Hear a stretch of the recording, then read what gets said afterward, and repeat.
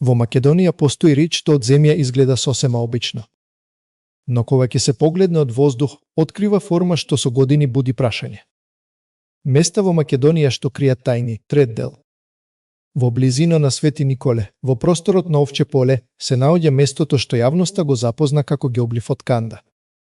Оддалеку, тоа е само рид во отворена рамница. Ништо што веднаш би те натерало да застанеш.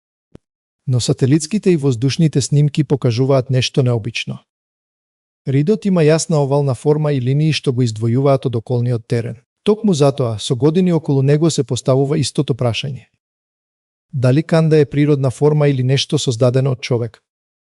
Мистеријата станала уште поголема кога дел од истражувачите излегоа со тврдења дека под ридот можеби постојат празнини или внатрешни структури. Во некои трудови се спомнува можност за шуплини во внатрешноста на возвишението, па дури и предпоставка дека ридот би можел да крие некаков древен насип или комор.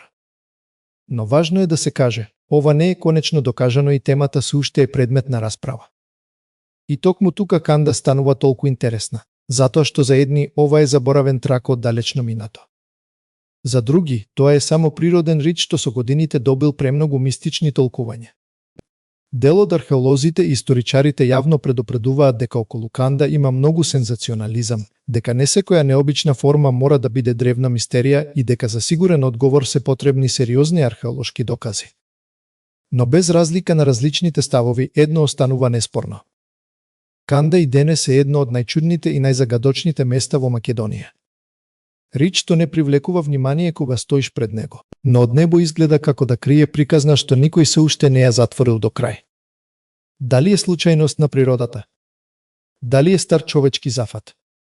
Или само место на кое луѓето со години ја проектираат својата желба за мистерија?